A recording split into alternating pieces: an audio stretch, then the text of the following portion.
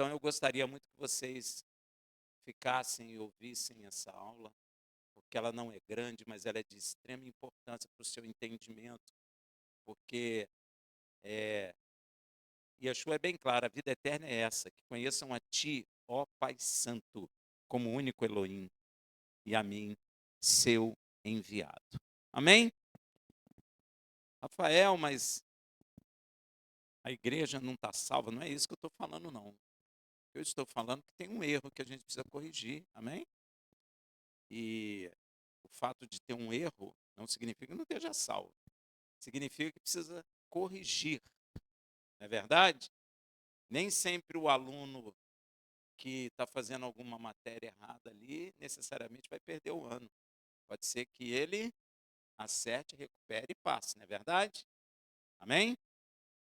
Então, como nosso irmão Ricardo falou aqui, nós estamos na Paraxá Itro, que no português virou Jetro. Estranho, né? Mas virou. Essa Paraxá vai de Êxodo 18:1 a 20:26. A Raftará, que é a porção dos profetas, é de Isaías 61, 7, 6. Alguns leem de 9, 6 a 7. E a porção do Berit Hadashá, da Nova Aliança, é Mateus 27, 1 a 28, 20.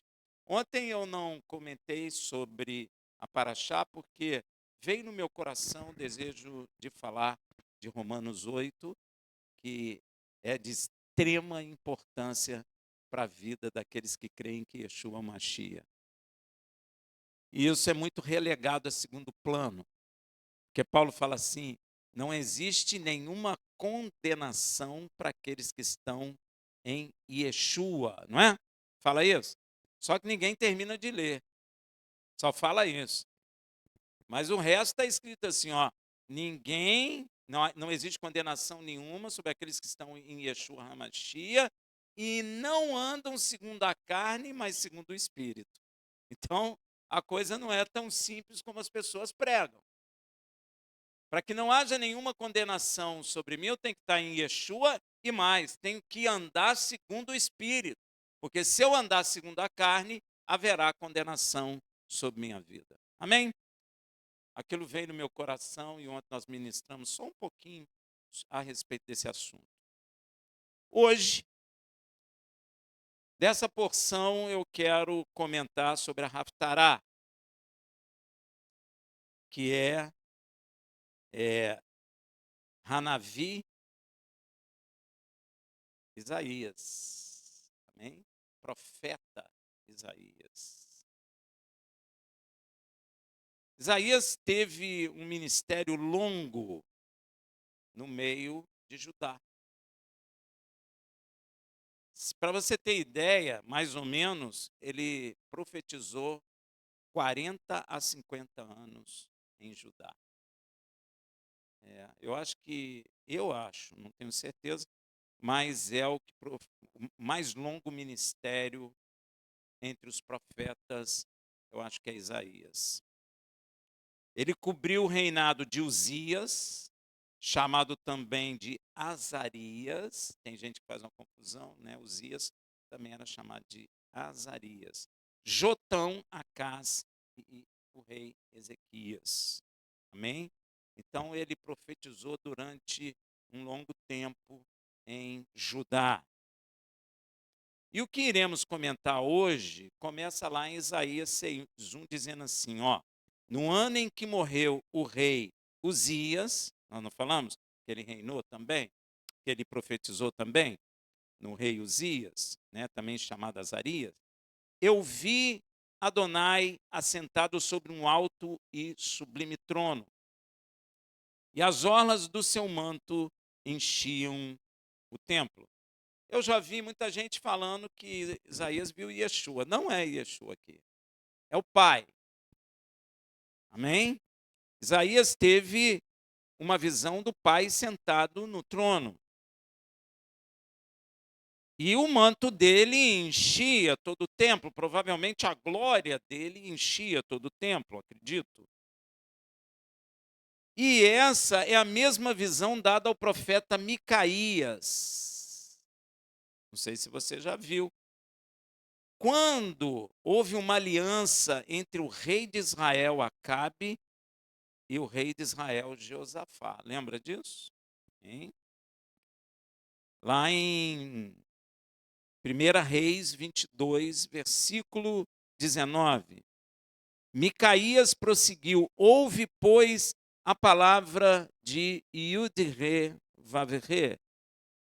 Vi Yud-Re-Vav-Re assentado no seu trono e todo o exército celestial em pé junto a ele, à sua direita e à sua esquerda. Isaías vê o Pai. Micaías também vê, mas Micaías vê uma coisa a mais. Ele vê seres à direita e à esquerda, que ele chama de exército celestial, que são os anjos. À direita e à esquerda do Pai. E essa visão nos é mostrada também em Jó 1,6. Ora, chegado o dia que os filhos de Elohim vieram apresentar-se perante Yud-Re-Vav-Re, veio também Satã entre eles. O que você lê na sua Bíblia, Satanás, no original é Satã. É a mesma coisa. Diríamos, é o mesmo ser, diríamos. Né?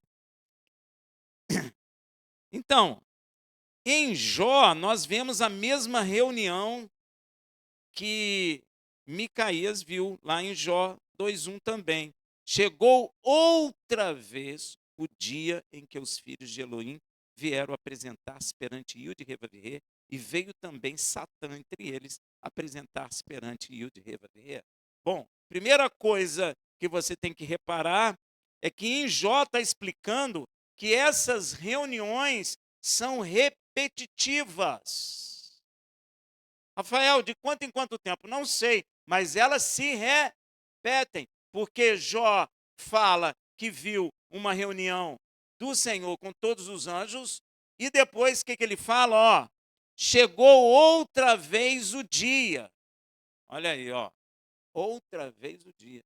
Então essas reuniões são periódicas. Rafael, quanto tempo? Não sei, mas elas são. Você já observou isso? Hein? Então, essa cena de Jó é descrita como uma assembleia celestial, periódica, onde seres espirituais, chamados filhos de Elohim, se apresentam diante de Yud-Re-Vav-Re, e Satã, ou Satanás, como é um ser celestial, também se apresenta nessa assembleia. Parece que é obrigatório. Deu para entender? E ele tem que ir também. Se continuarmos a ler em Jó 1, poderemos perceber que o contexto mostra uma espécie de sessão judicial. Parece. Vou te explicar por quê. Porque Yud-Re-Vav-Re questiona Satã. E há uma avaliação da integridade de um homem, Jó. Então isso significa o quê?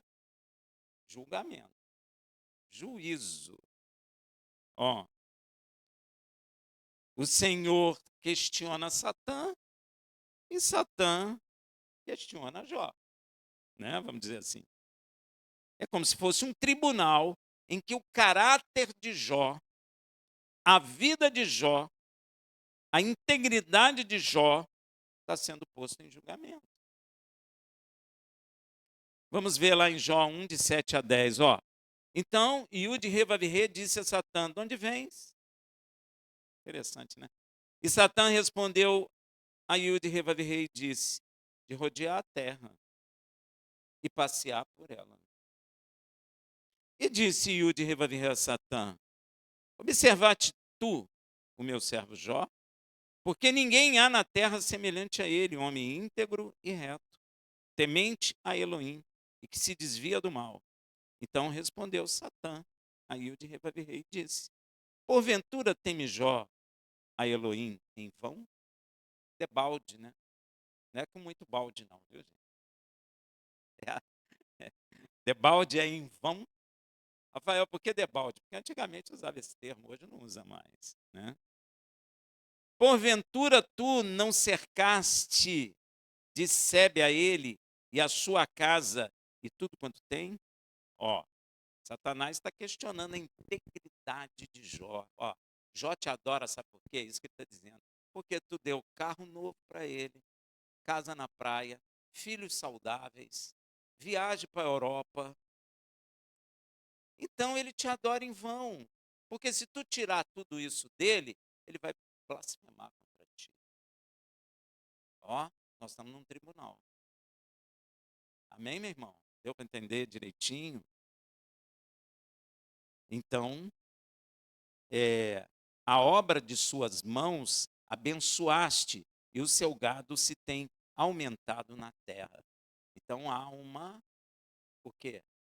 Um tribunal fazendo o quê? Questionando a integridade, o posicionamento, a vida de Jó, a adoração ao Senhor. Por que ele está fazendo isso? Isso é importante.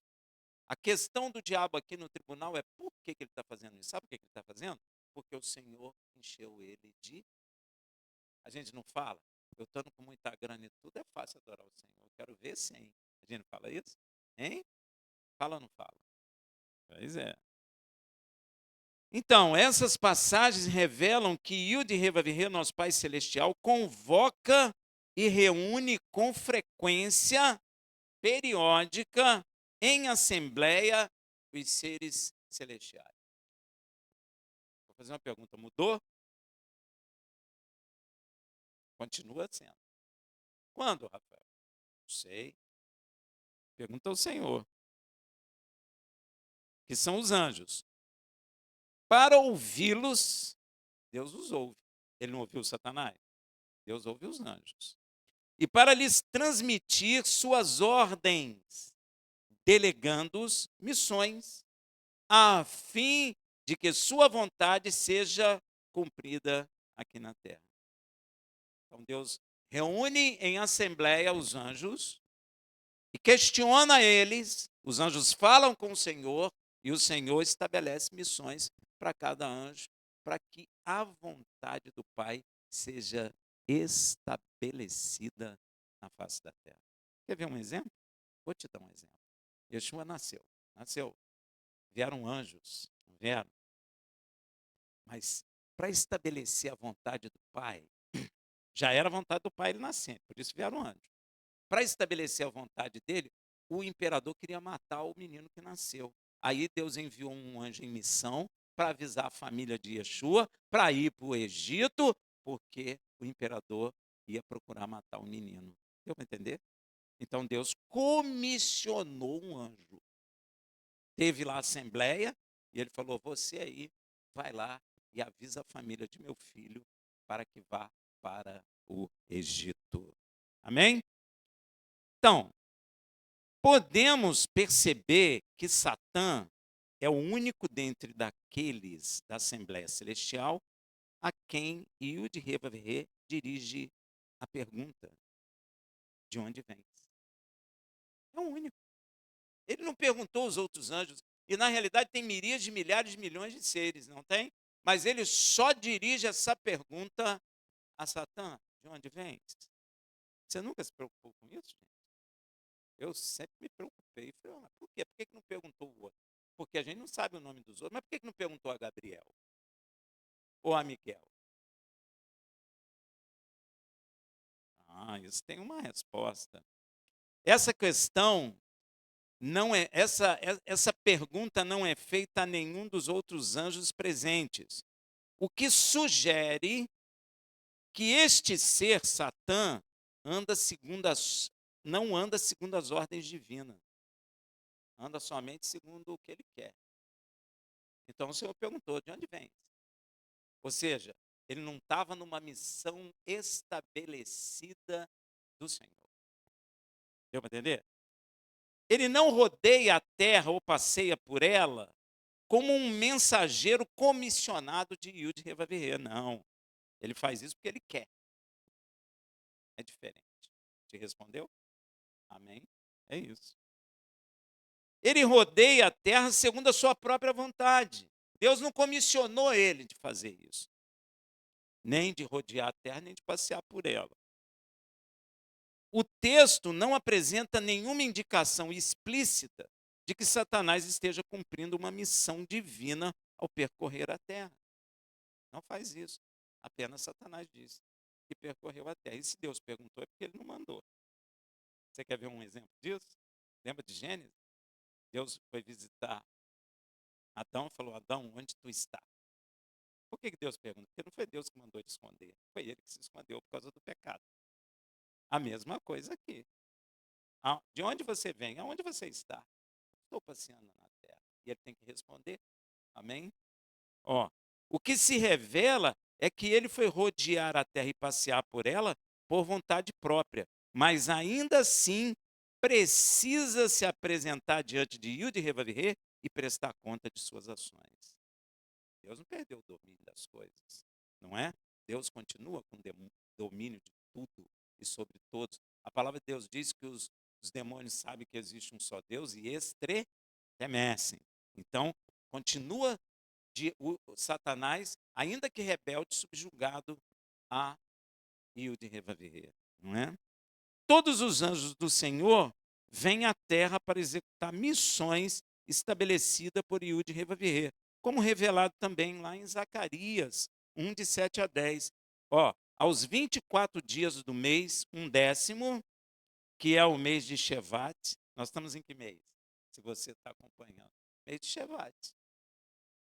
Foi nesse mês que nós estamos que o anjo, que acontece uma coisa com Zacarias. Ó, no segundo ano de Dario, veio a palavra de Yud-Heh-Vav-Heh ao profeta Zacarias, filho de Baraquias, filho de Ido, dizendo: olhei de noite e vi um homem montado num cavalo vermelho. É um anjo. Amém? E ele estava parado entre as murtas que estavam na baixada, e atrás dele estavam cavalos vermelhos, malhados e brancos. E eu disse: Senhor meu, quem são estes? E disse-me o anjo, ó, que falava comigo: eu te mostrarei quem são estes. Então respondeu o homem que estava entre as murtas e disse: estes são os que o Senhor, Yod-Heh-Vav-Heh, tem enviado para percorrerem a terra. Esses vêm em nome de Yud-Heh-Vav-Heh. Vêm em missão dada por ele na assembleia lá. Que dia foi a assembleia? Não sei, mas a assembleia teve e ele mandou e mostrou ao profeta. Você também pode ver Yeshua, o filho e herdeiro de Yud-Heh-Vav-Heh, comissionando anjos. Quer ver? Lá em Apocalipse 22, 16.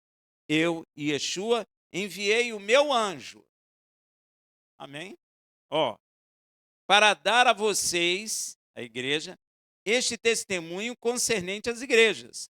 Eu sou a raiz e o descendente de Davi e a resplandecente estrela da manhã. Então, Yeshua, como herdeiro do Pai, também comissiona anjos. Deu para ver? Ó, porque Deus, ele mesmo diz: o Pai me deu toda a autoridade do céu e da. Amém? Então podemos ver Yeshua dando ordem. Podemos também ver os anjos servindo a Yeshua na terra, segundo a vontade do Pai, em várias ocasiões, gente. Eu não peguei tudo não, mas tem várias. Tem também. Tem várias, né? Inclusive, porém, não só, Yud-Heh-Vav-Heh delega missões a seus anjos para servir a favor de todos que irão herdar o reino dos céus. E você está incluído nisso. Ou seja, tem assembleia lá no céu que Deus comissiona anjo em favor da sua vida e você não está nem sabendo.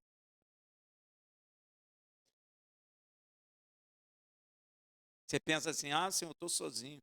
Às vezes tem uma legião de anjos. Ah, Rafael, mas eu não vejo. Você vai ver se Deus quiser. Se ele não quiser, você não vai ver. Sabe quem viu? Jó. tinha 2 bandos, 2 exércitos de anjos seguindo ele. Amém? Tem outros. Yeshua terminou o jejum no deserto, o que aconteceu? Os anjos desceram, não fala a quantidade, mas fala os. Então não foi um só. Amém? Rafael, quantos? Não sei, mas foi. Foi os. Não foi o, foi os. Você vê em Davi o anjo que Deus mandou matar quando Davi foi contar o povo de Israel. Não foi? Amém, meu irmão? Você vê anjo para matar quem? Balaão. Gente, se a gente parar aqui, tem muito. Os anjos continuam comissionados pelo nosso Pai Celestial em função da nossa existência. Senão nós não teríamos força para viver aqui seguindo Yeshua. E os anjos vêm quando Deus acha que tem que mudar a coisa. Quando tem que dirigir, como foi com Jacó. Lembra do servo de Abraão que foi buscar a esposa para Isaac? O anjo do Senhor me trouxe até aqui. Ó. Não é porque você está vendo ou não está vendo. Deus não tem compromisso com o que viu ou que não viu. Deus, ele faz quando ele acha que tem que fazer. Amém? Sim, os anjos acampam o nosso. Igual acampou do lado de Jacó. É a mesma. Você é igual a Jacó, meu irmão. Não é bonito igual a Jacó, mas é igual a ele. O Senhor dá ordem a respeito da sua vida. Amém? Eu imagino Jacó com um barbão assim, entendeu? É. Até dormindo, o Senhor envia anjos. Então, meu irmão, ó, lembra quando os apóstolos foram presos quando ensinavam no templo? Olha lá, ó, Atos 5, 17 e 20. E levantando-se o sumo sacerdote e todos os que estavam com ele, e eram eles da seita dos saduceus, encheram-se de inveja e lançaram mão dos apóstolos e os puseram na prisão pública. Mas de noite, um anjo, aqui é um só, um anjo do Senhor abriu as portas da prisão e, tirando-os para fora, disse: Ide e apresentai-vos no templo e dizei ao povo todas as palavras desta vida. Então, nesse caso, Deus mandou um anjo, soltou todos os apóstolos e, contra a lei humana que não poderia voltar lá no templo, Deus mandou o quê? Voltar no templo e ministrar a palavra dessa vida. E quando o Senhor envia um anjo para libertar Pedro, quando a igreja clamou lá da prisão, hein? Lembra? Atos 12, de 7 a 10. E eis que sobreveio um anjo do Senhor, e uma luz resplandeceu na prisão, mas não acordou ninguém. E ele, tocando do lado de Pedro ao anjo, tocou. Ele não é espiritual, mas Pedro sentiu ele tocar. Ó. E ele, tocando do lado de Pedro, o despertou, acordou Pedro, ó, dizendo: levanta-te depressa. E caíram-lhe-se das mãos as cadeias, sem chave. Cadeias são aquelas coisas de ferro, prendia a mão, que era chaveado naquela época, com cadeado, não sei. O anjo tocou, o negócio abriu, caiu. Disse-lhe ainda o anjo: cinge-te e calça as suas sandálias. Cinge-te é o quê? Veste. Ele estava o quê? De alguma forma, um pouco desnudo. Então veste, né? E calça a sua sandália. E ele fez. Disse-lhe mais: cobre-te com a tua capa e segue-me. Mandou ele cobrir a cabeça. Rafael, por quê? Não sei. Mandou. Pedro, saindo, o seguia, mesmo sem compreender que era real o que se fazia por intermédio do anjo. Pedro estava pensando que aquilo era um sonho, uma visão, alguma coisa. Mas era real. O anjo estava ali. Julgando antes que era uma visão. Ele estava pensando que era uma visão. E quando passaram a primeira e segunda guardas, ó, tinham 2 guardas, chegaram à porta de ferro, que dava para a cidade, a qual lhe abriu por si mesma. Ela abriu sozinha. o anjo. Olha que coisa, a gente precisa prestar muita atenção, meu irmão. Você fica com medo aí, não fica com medo não, porque o Senhor dá uma ordem a um anjo, ele abre porta, fecha a porta, ele faz o que Deus quer. E tendo saído, percorreram uma rua e logo o anjo se apartou dele. Puf, foi embora. Foi comissionado por Deus na assembleia, falou: olha, você vai lá tirar o Pedro lá, tá bom? É isso, Senhor? É, pode tirar. Faz alguma coisa com mais alguém? Não, só tira ele de lá. Foi lá, tirou. Ó, quando o anjo aparece, ele não abriu porta. Mas para Pedro sair, precisa abrir portas, né? Mas para o anjo não. Mas para Pedro, sim. Então ele entra, não precisa, mas quando ele sai, precisa, porque Pedro precisa. Então ele estava tirando. Mas Rafael, ele podia transladar Pedro? Podia. Mas Deus não mandou fazer. Amém? Deus mandou abrir e ele sair naturalmente. Foi o que ocorreu. Muito poderoso isso. E podemos ver vários casos em que nosso Pai Celestial dá missão aos seus anjos em favor de Israel e em favor dos que hão de herdar o reino. Inclusive, no nascimento de Yeshua, a multidão dos exércitos celestiais foram enviados à terra para anunciar o nascimento de Yeshua e cantaram. Deve ter uma voz bonita, né? Imagina. E na ressurreição de Yeshua, Yud-Heh enviou um anjo que abriu a sepultura e sentou sobre a pedra. Rafael, por que ele fez isso? Você pergunta depois para ele o que Deus mandou ele fazer, que ele vai te responder. Ele me mandou tirar a pedra e sentar em cima dela. Pronto. É essa a missão. Veja também em Hebreus 1,14. Não são, porventura, todos eles espíritos ministradores enviados para servir a favor daqueles que hão de herdar a salvação? Quem vai herdar a salvação aqui? Levanta a mão. Então, o Senhor dá ordem aos seus anjos a respeito da sua vida. Deus não muda, gente. Não é só lá naquele tempo que tinha assembleia no céu a respeito do que está acontecendo na terra, que os anjos vão falando para o Senhor e o Senhor dando ordem a respeito de nós e de Israel, inclusive. Você pode ter certeza, quando chegou o tempo de Israel voltar a ser nação, deve ter tido uma movimentação de anjos muito grande na face da terra. É porque a igreja está com os olhos fechados por culpa própria de conceitos humanos. Amém? Então, essa assembleia que existem, que existiam, que existem hoje e existirão, como vimos em Jó, são formação de tribunal, e uma dessas assembleias será o tribunal em que o juiz de toda a terra e céu tomará uma decisão favorável aos santos. Quem é santo? Tem um tribunal específico, uma assembleia específica, que o juiz vai estabelecer juízo favorável aos santos. Isso já está estabelecido no conselho eterno divino. Isso foi revelado a Daniel. Veja em Daniel 7, de 9 a 10. Eu continuei olhando, até que foram postos uns tronos, e um ancião de dia se assentou. A sua veste era branca como a neve, e o cabelo de sua cabeça como a pura lã. E o seu trono era de chama de fogo, e as suas rodas de fogo ardente. Um rio de fogo manava e saía de diante dele. Milhares de milhares o serviam, e milhões de milhões assistiam diante dele. Assentou-se o juízo, e abriram-se os livros. Meu irmão, que visão tremenda. Daniel descreve uma visão grandiosa. Tronos são colocados, o ancião de dia toma assento e os livros são abertos. A linguagem, meu irmão, é claramente jurídica. É claramente jurídica.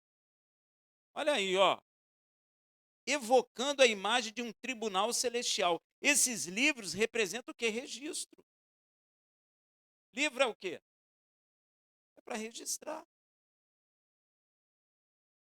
Tudo o que pensamos, tudo o que sentimos, e tudo que fazemos. Que coisa, hein? Presta atenção no que eu vou dizer a você.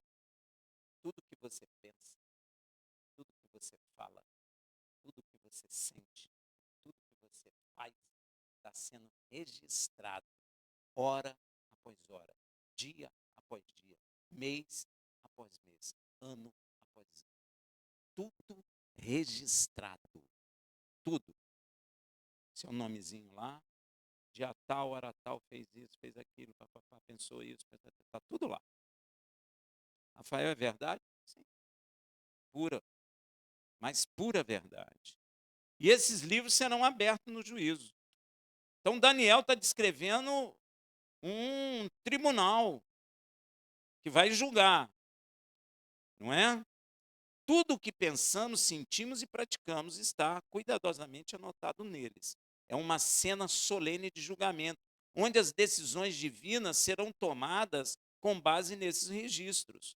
Esse tribunal final para os santos, revelado a Daniel, será estabelecido após a prisão de Satã.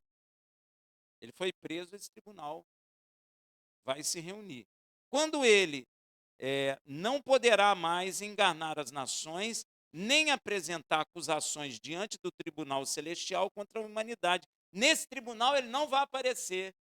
Nesse tribunal Deus não vai perguntar onde tu estás, porque ele estará preso segundo a vontade do Pai.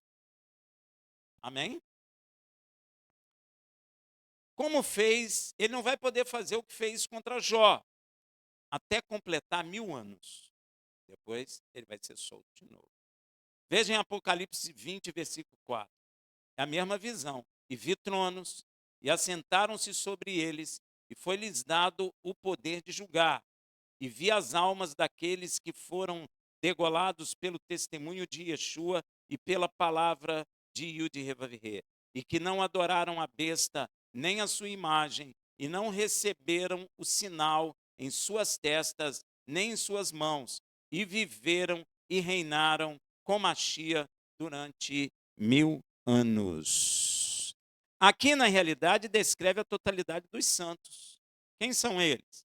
Eles são os que foram mortos por causa do testemunho de Yeshua, eles são os mortos por causa da palavra de Yud-Heh-Vav-Heh, eles são os da grande tribulação que não adoraram a besta em nem sua imagem e não receberam o sinal de seu nome. Então, aqui a totalidade dos santos em todas as eras. Olha aí, ó. Estes são os santos de todas as eras. Neste tribunal haverá decisão final favorável à justiça feita aos santos, como já revelado em Daniel 7:22, até que veio o ancião de dias e fez justiça aos santos do Altíssimo, e chegou o tempo em que os santos possuirão o reino. Veja também Daniel 7:27, e o reino e o domínio e a majestade dos reinos debaixo de todo o céu serão dados ao povo dos santos do Altíssimo. Aí, ó. O seu reino será um reino eterno, e todos os domínios os servirão e lhe obedecerão. Amém? E na visão de Isaías, ele também vai descrever uma classe de anjo, os serafim. Veja em Isaías 6, de 2 a 4. Serafins estavam por cima dele, cada um tinha 6 asas, com 2 cobriam seus rostos, e com 2 cobriam seus pés, e com 2 voavam. E clamavam uns aos outros, dizendo: Santo, Santo, Santo é o Senhor dos exércitos.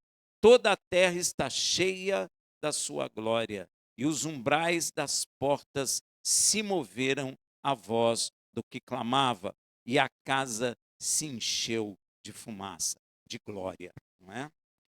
Aí, meu irmão, acontece uma coisa muito importante com Isaías, quando Isaías continua nessa visão. Quando ele vê na sala do trono santuário celestial, envolto de santidade de Yud-Heh-Vav-Heh de seu serafim, ele começa a se perceber pecaminoso, ó, impuro, e teme, sente a miséria do pecado em si mesmo e a miséria do pecado do povo de Judá. Quer ver? Isaías 6,5.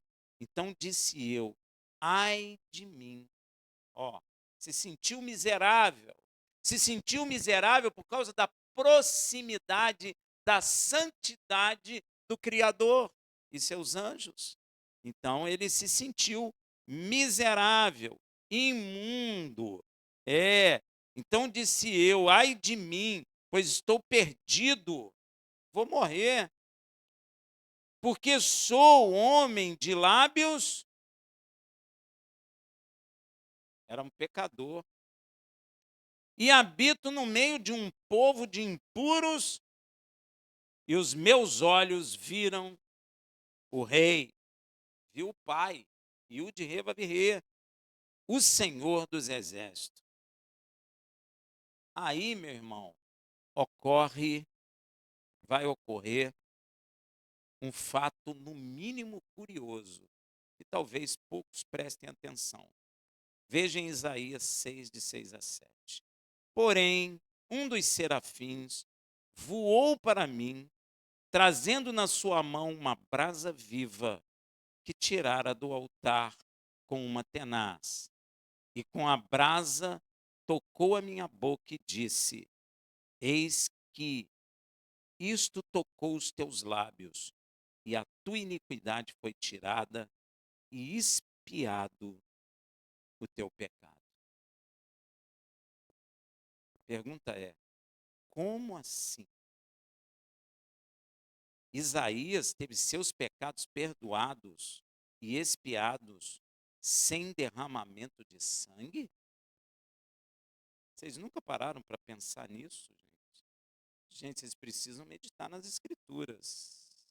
Porque está escrito em Levítico 17:11, porque a vida da carne está no sangue, pelo que vou-lo tenho dado sobre o altar, para fazer expiação pelas vossas almas, porquanto é o sangue que faz expiação em virtude da vida. E o que está dizendo lá em Hebreus, baseado no que está escrito aqui em Levítico? Hebreus 9:22. E quase todas as coisas, segundo a lei, se purificam com sangue, e sem derramamento de sangue não há remissão de pecados.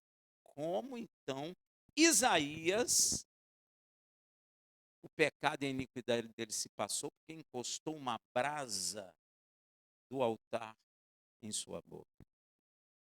Como assim? Gente, precisa buscar a resposta, precisa buscar o entendimento dessa verdade.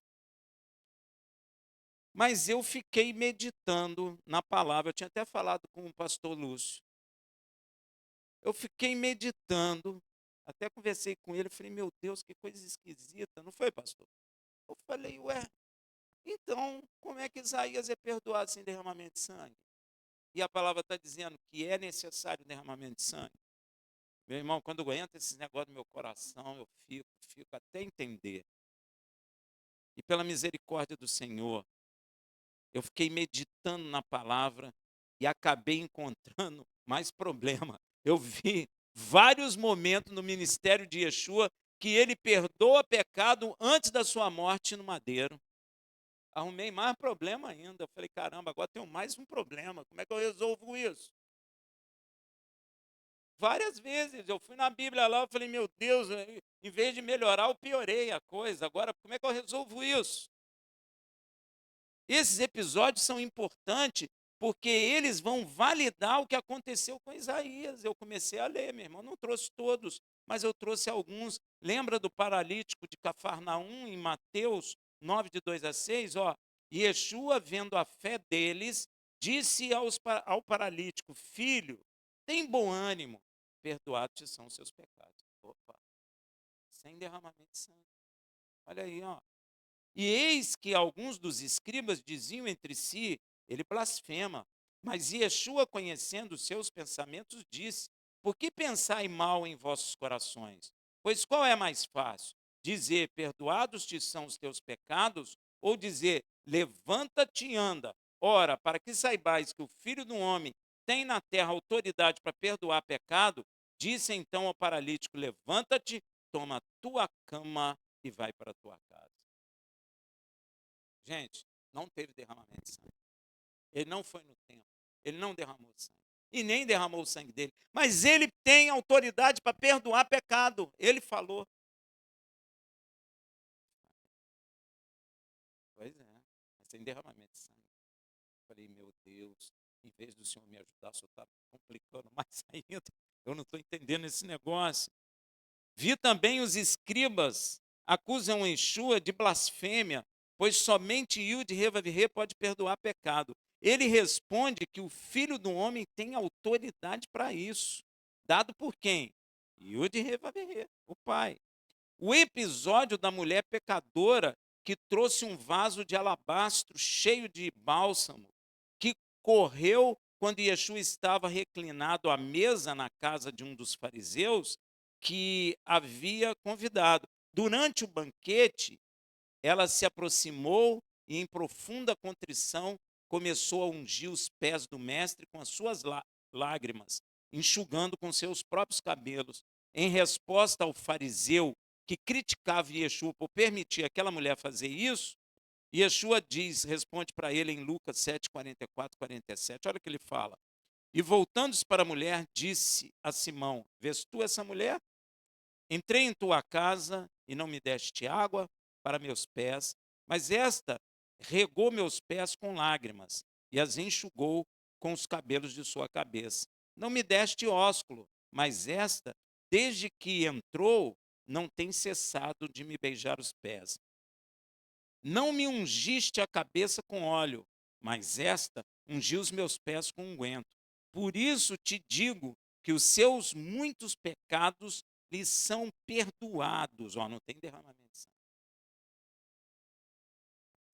Porque muito amou, mas aquele a quem pouco é perdoado, pouco ama.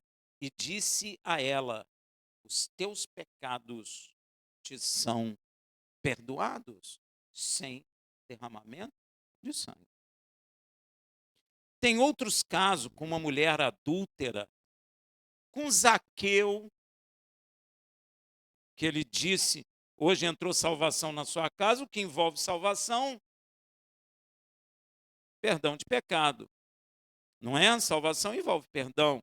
E todos esses episódios ocorreram antes de Yeshua derramar seu sangue no madeiro. Todos, sem exceção. Veja o que Yeshua diz também aos discípulos em João 15, versículo 3. Vós já estáis limpos pela palavra que vos tenho falado. Ou seja, eles foram perdoados. Vocês estão limpos. Eles foram perdoados. Mas também sem o derramamento de sangue. Gente, só Deus mesmo. Estes episódios acima nos esclarece que Yeshua já exercia autoridade divina para perdoar pecados antes do seu derramar o seu sangue. Para entendermos isto melhor, vamos lá em Apocalipse, onde surge uma besta do mar. Lembra disso? Apocalipse 13, versículo 1. Então vi subir do mar uma besta de 10 chifres e 7 cabeças, e sobre os seus chifres 10 diademas, e sobre as suas cabeças um nome de blasfêmia. Rafael, o que você quer dizer com isso? Calma, você vai entender. E a palavra descreve que quem não tiver o nome no livro da vida do Cordeiro, invariavelmente vai adorar essa besta. Quer ver? E aí a palavra vai revelar uma coisa profunda para nós, muito importante. Veja em Apocalipse 13, 8. E adorá-la-ão todos os que habitam sobre a terra, esses cujos os nomes não estão escritos no livro da vida do Cordeiro, que foi morto desde a fundação do mundo.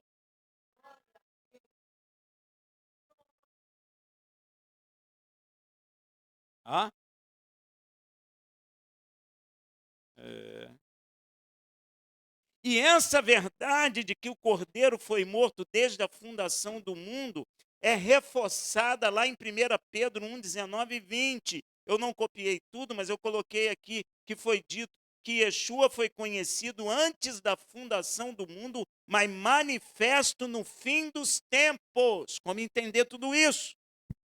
Precisamos entender uma coisa, e Yud Revavirê é quem criou todas as coisas, inclusive o tempo.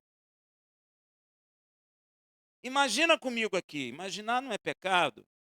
Imagina que você é eterno e eu não. Imaginou?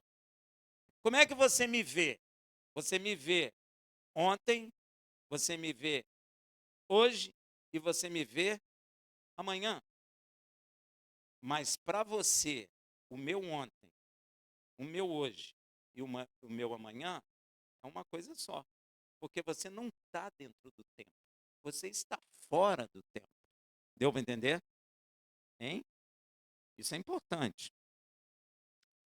Ó, se Deus criou o tempo, ele não é sujeito ao tempo. Porque se Deus fosse sujeito ao tempo, quem seria Deus? O tempo. Porque Deus estaria limitado pelo tempo, então o tempo é maior que ele. Concorda comigo? Deu para entender, gente? Amém? Então, se ele criou o tempo é uma criatura, então ele não se sujeita à criatura. Então ele está fora desse tempo. Vai pensando aí. Eu sei que isso queima o tico-teco, mas a gente entende. Então, logo, ele não é limitado pelo tempo passado ou presente ou futuro. Ele vê tudo simultaneamente como uma só coisa. É difícil de entender, mas é fácil de compreender. Desde que a gente pense. O sacrifício de seu filho, o Cordeiro, para Yud Revavirê, não é um evento futuro, mas é uma realidade eterna em seu conselho. Deu para entender? Para Deus, já está pronto. Isso. Por quê? Porque ele não fica hoje, ele não fica ontem, ele não fica amanhã, ele não fica depois. Para ele é uma coisa só. E ele pode aplicar seus efeitos na história do homem quando ele quiser. Porque para ele é uma coisa só. Deu para entender? Por isso aplicou sobre Isaías. Ó. E por isso também Yeshua pôde perdoar pecado antes da cruz. Porque o fundamento do derramamento de sangue para perdão de pecado já existia no plano eterno de Yud Revavirê. Sempre existiu. Para nós é novidade, mas para ele não. Porque para ele não há passado, presente e futuro. Mas para ele se relacionar comigo, ele precisa aplicar no tempo. Porque ele está fora do tempo, mas eu não. Por isso, gente, Deus, quando dá visão, deu visão para José do que ia acontecer lá na frente, porque ele já sabia, porque para ele já aconteceu, não existe passado, presente e futuro. Para ele, eu vou chamar assim, né, um presente eterno, vamos dizer assim. Amém? Para a gente entender. Então, quando ele dá uma visão para você, é porque ele já sabe que aquilo vai acontecer. Ele tá te dando uma visão de um fato. Pois é. Então ele te dá a visão. Para ele é uma coisa só. Deu para entender? A pergunta que todos nós faríamos é: então o cordeiro foi morto literalmente antes da criação? Hein? Você se perguntou isso? Eu me perguntei. Dentro da história humana, não. Não, dentro da história humana, não. O que a palavra explica é que o sacrifício do cordeiro foi decretado antes da fundação do mundo e é realizado no tempo, na cruz aqui na terra. Mas para Yud Revavirê, que está fora do tempo, o decreto e cumprimento do sacrifício do cordeiro são igualmente presentes, como nós explicamos. Igualmente presentes. Né?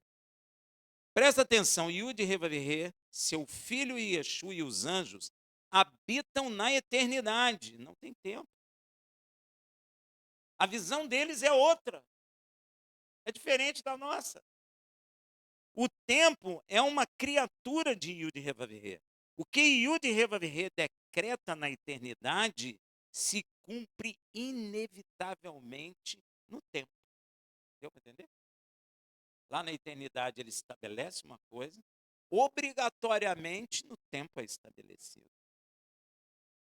O tempo, porque o tempo é uma criatura. Por isso, quando Yeshua age com autoridade divina, perdoando pecados, acalmando o mar, expulsando o demônio, derramando seu sangue no madeiro, ele está introduzindo realidades eternas dentro do tempo. Deu para entender? Uma realidade divina eterna. Que, porque eu vivo dentro do tempo, ele tem que estabelecer o tempo, porque senão eu não consigo entender. Precisa ser no tempo, porque eu sou temporal. Ele não, mas eu sou. E Deus se comunica comigo com o tempo. Agora, quando ele quer me dar uma visão lá na frente, é que ele me eleva e me mostra coisa do presente dele, eterno. Porque, invariavelmente, vai acontecer no tempo. Vai ser introduzido no tempo. Deu para entender? Meu Deus, eu falei, Yeshua, que é isso? Como é que a gente vai entender um negócio desse? Como? Só o Espírito de Deus para revelar isso, senão a gente não entende, não compreende, a gente fica no nosso tempo, na nossa natureza, a gente não consegue se elevar. Por isso que Yeshua falou assim, eu falo de coisa terrena e vós não entendeis, o que dirá se eu falar de coisas celestiais?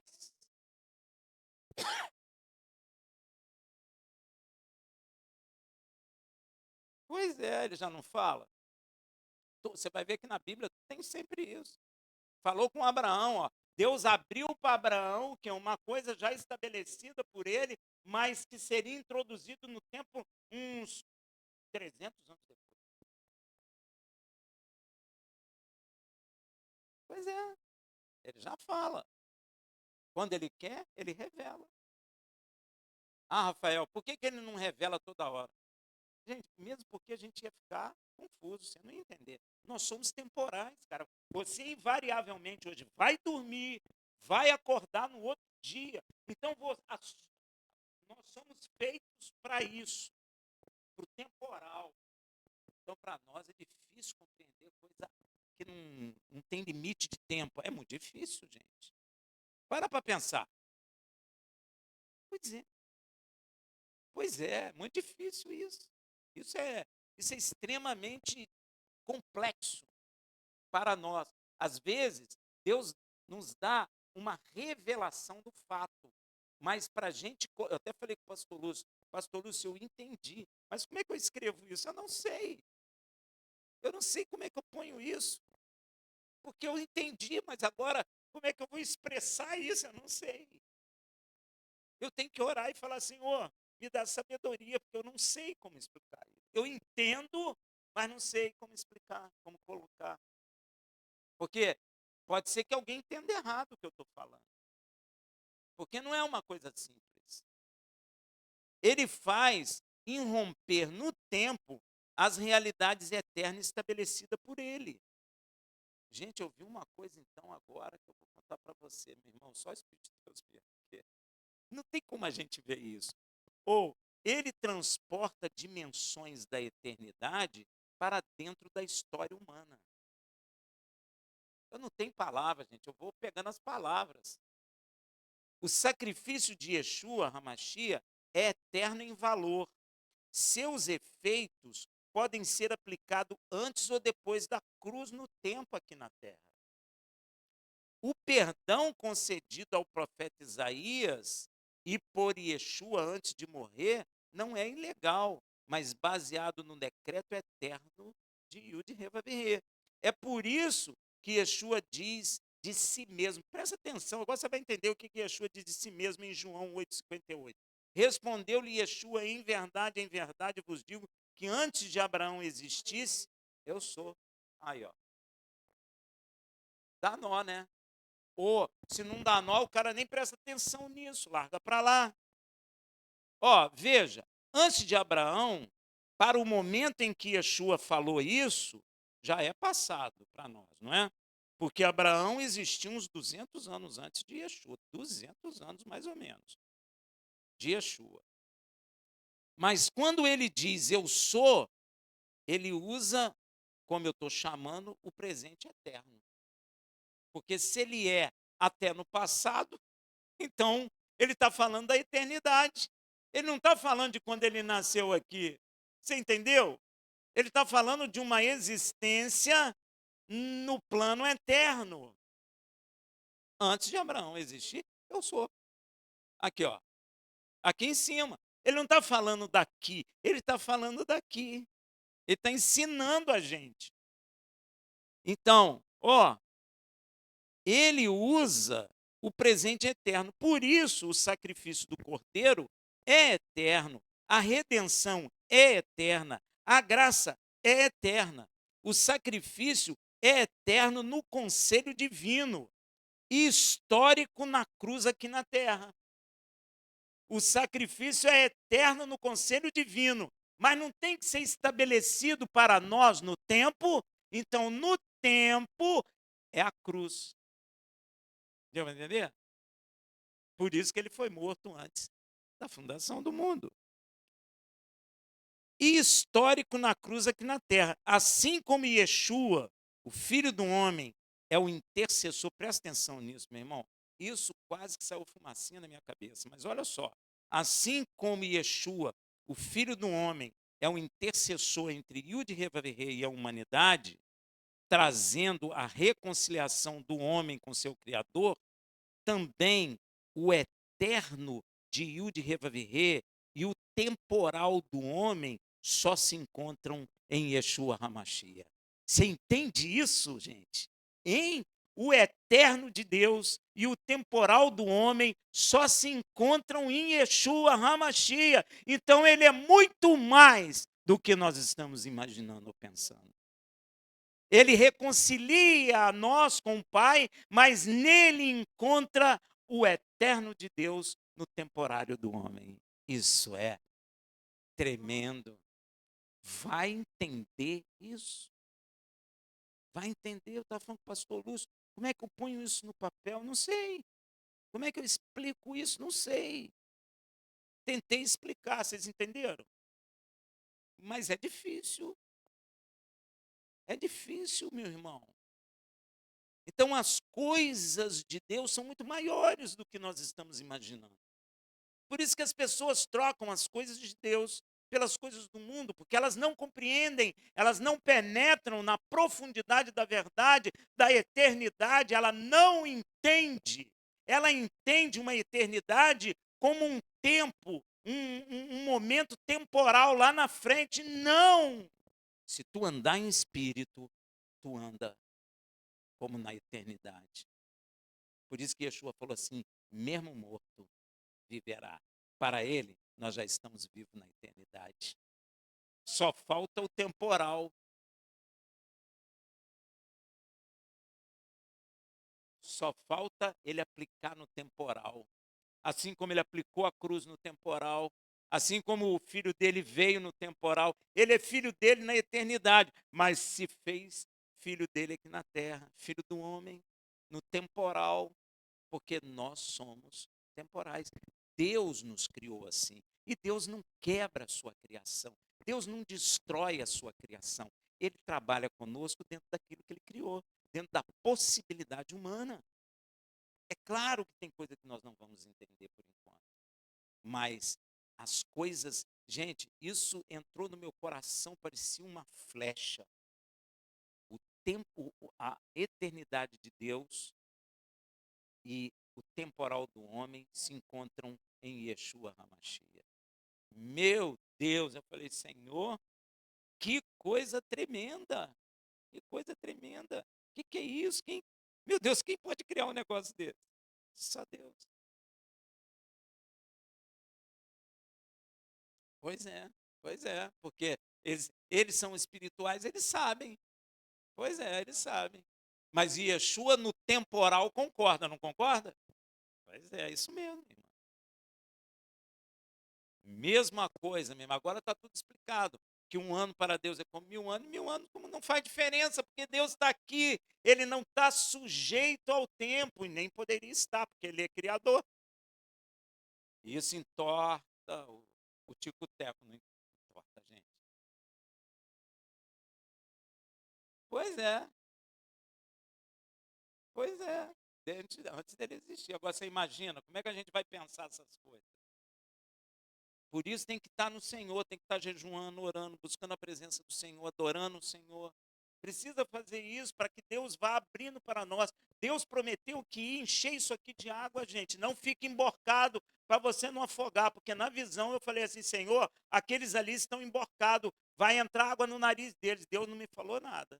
A água continua subindo. Deus vai abrir a palavra, meu irmão, para a glória do nome dele, para nossa, o quê? Purificação. Porque Yeshua falou para os discípulos, vós sois limpos pela palavra que vos tenho dito. Shabbat Shalom.